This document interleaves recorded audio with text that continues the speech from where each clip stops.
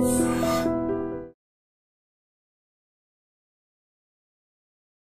Guys, welcome back to iDream media. ఈరోజు మనతో ఉన్నారు హైకోర్టు అడ్వకేట్ అలాగే ఇమిగ్రేషన్ లాయర్ అయిన పృథ్వీ గారు.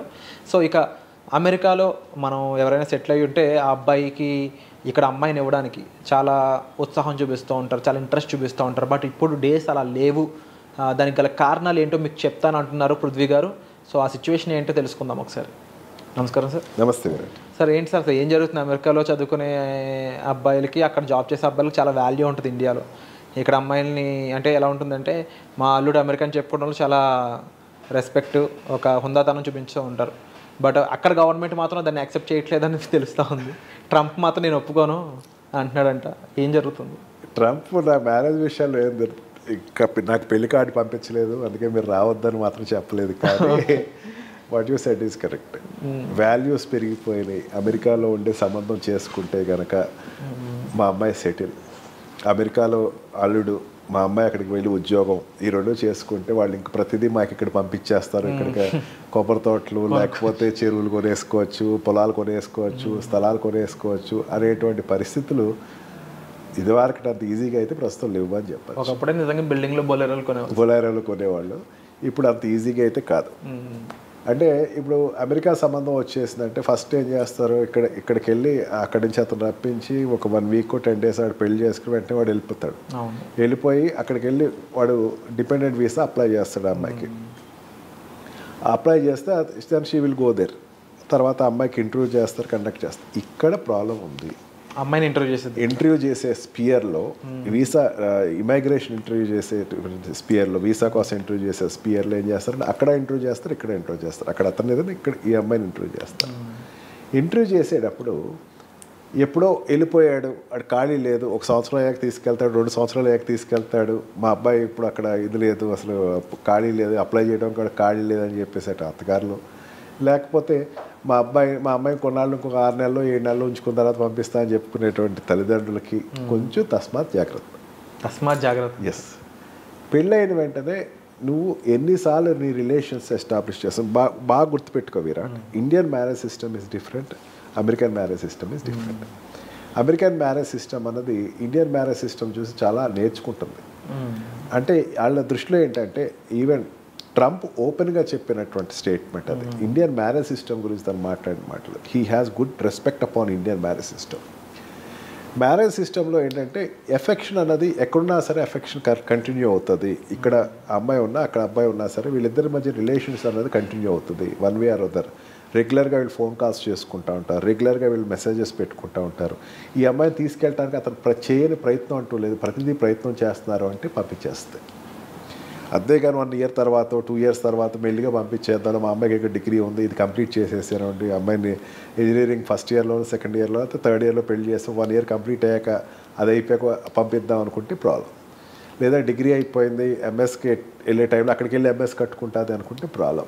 ఇక్కడ ఏంటంటే ఎఫెక్షన్ అనేది ఖచ్చితంగా చూస్తున్నారు వీసా ఇంటర్వ్యూస్లో.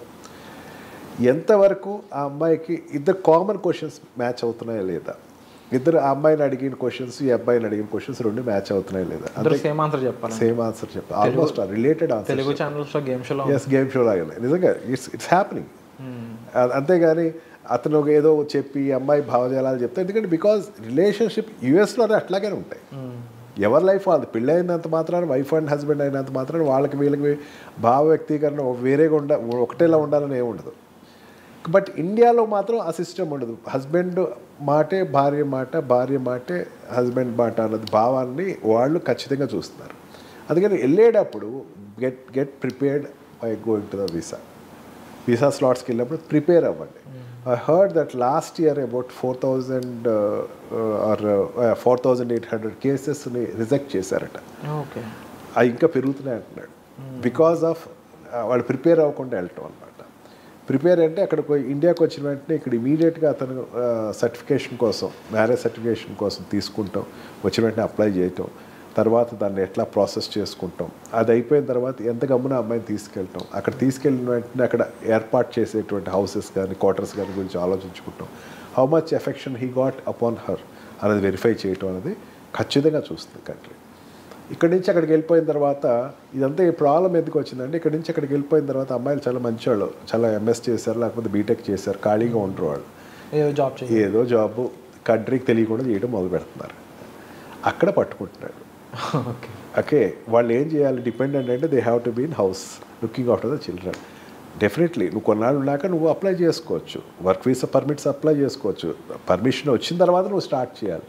పర్మిషన్ రాకుండానే ఏదో చిన్న తరహా కుటీర పరిశ్రమ మెయింటైన్ చేస్తే మాత్రం it will not happen. So ఖచ్చితంగా గవర్నమెంట్ ఈజ్ వెరీ సీరియస్. దానిని పట్టుకుంటానికి ట్రై చేస్తుంది. నువ్వు వెళ్ళి ఏం చేస్తావు అమ్మా అంటే ఇంటి ఇల్లు వంట వారపు పిల్లలు గంట అదేం పెద్ద పట్టించుకోవాలి. నువ్వు ఎంఎస్ చేస్తావు కదమ్మా, నువ్వు లేకపోతే బీటెక్ చేసావు కదా, ఇప్పుడు వెళ్ళి ఏం చేస్తావు అనేసరికి చూద్దామంటే ఏదో కంపెనీలో జాయిన్ అవుతామంటే దాని they will look after. Yes, దయచేసి don't do that. Concentrate upon your marriage relationship with your husband partner. అది చాలా సీరియస్గా అయితే కంట్రీ చూస్తుంది. దానిని మ్యాచ్ అయ్యే విధంగా ఉండేటువంటి ఇంటర్వ్యూస్ని these women have to face, అయితే హస్బెండ్ హ్యాస్ టు ఫేస్. అక్కడ అమ్మాయి ఉండాలి ఆన్సర్స్ వైజ్ కానీ లేకపోతే వాళ్ళ మెంటల్ సిచ్యువేషన్స్ కానీ. అండ్ ఈవెన్ అమెరికాలో ఉన్న అమ్మాయి అమెరికాలో ఉన్న అబ్బాయిని చేసుకునేటప్పుడైనా సరే, అమెరికాలో ఉండే అమ్మాయి she's having a what we call F1 visa లేకపోతే స్మాల్ షార్ట్ టర్మ్ వీసా ఉన్నవాళ్ళు అక్కడ మ్యారేజ్ చేసుకుని అక్కడ సెటిల్ అయ్యేటప్పుడు కూడా వాళ్ళని చేసేటప్పుడు ఇంటర్వ్యూని కూడా వెరిఫై చేస్తున్నారు.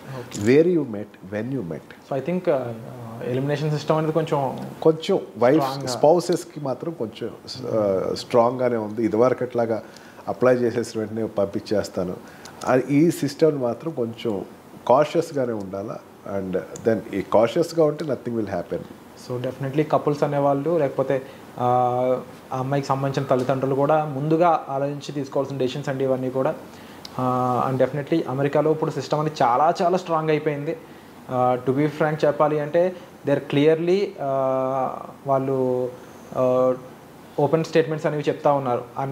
Without any proper reason, proper identity, proper validation ఎవరైనా అమెరికాలో ఉన్నట్లయితే దే ఆర్ ఇమీడియట్లీ వాళ్ళు ఇండియాకి అయితే పంపించబడతారు. సో దానికి సంబంధించి డిపెండెంట్గా మనం వెళ్తున్నా సరే మనం తీసుకోవాల్సిన జాగ్రత్తలు తీసుకుంటూ మనం గెయిన్ చేయాల్సిన ఇన్ఫర్మేషన్ని మనం ప్రాపర్గా దాన్ని అక్కడ వాళ్ళకి వినిపిస్తూ ఉంటే మనం సేఫ్గా ఉండడానికి చాలా స్కోప్ ఉంటుంది. ముఖ్యంగా డిపెండబుల్ వీసా మీద వెళ్ళే వాళ్ళు కూడా ఇంకా జాగ్రత్తగా ఉండాల్సిన సిచ్యువేషన్ ఇది. కాబట్టి మీరు మరింత ఇన్ఫర్మేషన్ తీసుకుని అక్కడికి వెళ్ళడం అనేది శ్రేయస్కరం అని చెప్పొచ్చు. దానికి సంబంధించి ప్రొఫెషనల్స్ అనేవాళ్ళు మన ముందే ఉంటున్నారు. మీకు వాళ్ళ డిస్ప్లే అవుతున్నాయి వాళ్ళ నెంబర్స్ కూడా. వాళ్ళకి కాల్ చేసి అసలు ఏంటంటే సంగతి, ఏం జరుగుతుంది, ఇప్పుడు మా సిచ్యువేషన్ ఇట్లా ఉంది, మేము వెళ్ళాలనుకుంటున్నాము, మా పరిస్థితి ఏంటి, మేము ఎలా జాగ్రత్త తీసుకోవాలని మీరు డైరెక్ట్గా కన్సర్న్స్ అనేవి సార్కి తెలియజేయచ్చు. సో తప్పకుండా వచ్చే ఎపిసోడ్లో మళ్ళీ క్లియర్గా మరిన్ని విషయాలు మరిన్ని అప్డేట్స్ ముందు తీసుకురావడానికి ప్రయత్నం చేస్తాం. And thank you so much sir, valuable information మా ముందుకు తీసుకొస్తున్నందుకు. ఎవరైతే ఇక్కడ నుంచి అమెరికా వెళ్ళాలనుకున్నారో most of the people are మీ గురించి అడుగుతూ ఉంటారు అనమాట కామెంట్ సెక్షన్లో, ఈ విషయం కావాలని ఆ విషయం కావాలని. అండ్ మీరు వాటన్నిటిని చాలా ఓపికతో మాకు చెప్తున్నందుకు thank you so much. Thank you.